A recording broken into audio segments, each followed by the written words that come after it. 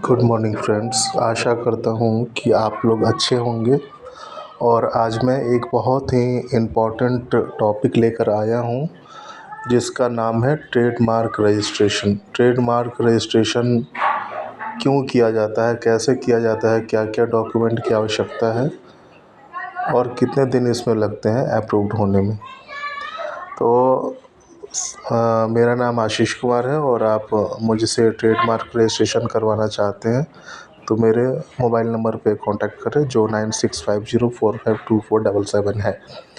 अब मैं आता हूँ कि ट्रेडमार्क क्या है। तो जैसे आप कोई अगर कंपनी बनाते हैं या प्रोप्राइटरशिप फॉर्म है आपका या पार्टनरशिप फॉर्म है और आप किसी ऐसे प्रोडक्ट को लॉन्च करना चाहते हैं जो आप चाहें कि ये मेरे नाम से जाना जाए या मेरे ट्रेड नेम से जाना जाए और भविष्य में भी आप उसके लिए काम करना चाहते हैं।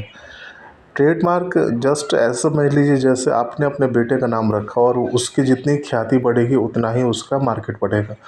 वैसे ही ट्रेडमार्क है, जितना पुराना होगा, जितना इसका प्रचार करेंगे आप, धीरे धीरे उसकी साख यानी क्रेडिट बढ़ती जाएगी। अब ट्रेडमार्क क्या है? जैसे किसी ब्रांड, स्लोगन या डिज़ाइन की पहचान। मैंने जो पहले बताया वो आप समझ चुके होंगे, तो समझाने की मुझे लगता है इसकी ज़रूरत नहीं है। अब आते हैं टाइप्स ऑफ ट्रेडमार्क्स।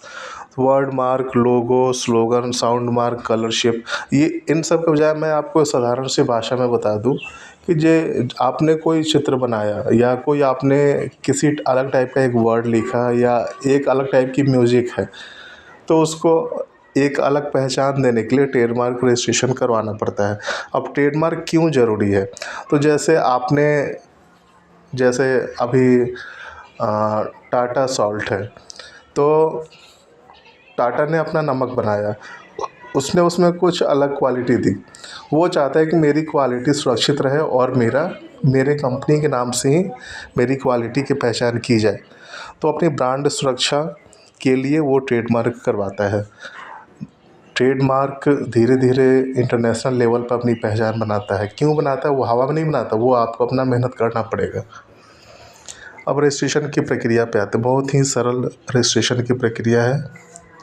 पहले ट्रेडमार्क सर्च करके हम चेक कर लेंगे कि वो ट्रेडमार्क आपके लिए अवेलेबल है या नहीं, या पहले से किसी ने ले रखा है। अगर पहले से किसी के पास अवेलेबल है तो वो ट्रेडमार्क आपको नहीं मिलेगा। अब ज़रूरी डॉक्यूमेंट्स ये भी बहुत ही आसान है। ज़रूरी डॉक्यूमेंट्स हैं पैन, आधार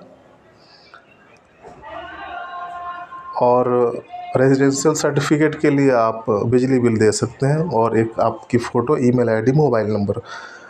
डिजिटल सिग्नेचर सर्टिफिकेट की आवश्यकता है, लेकिन अगर आपका आधार ओटीपी से ई साइन हो जाता है तो फिर उसकी आवश्यकता भी नहीं है।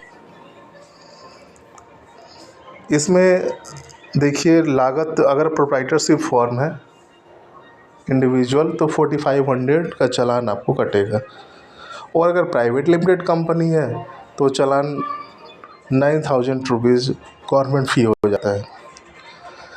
मेरी फ़ी ओनली 1500 है, 1500 रुपये है। और 1500 रुपये में मैं आपका सारा एप्लीकेशन प्रोसेस करके दूंगा आप, और इसकी वैलिडिटी 10 साल तक रहती है। 10 साल के बाद आपको रिन्यूएबल कराने की ज़रूरत होती है। अब मैंने आपको सारी बातें बता दी हैं, सारी पॉसिबिलिटीज़ भी आपको बता दी हैं। तो अगर आपको रजिस्ट्रेशन करवाना हो तो आप मेरे नंबर पे कांटेक्ट करें और मुझे लगता है कि संतुष्टिप्रद आपको सहायता दी जाएगी। धन्यवाद।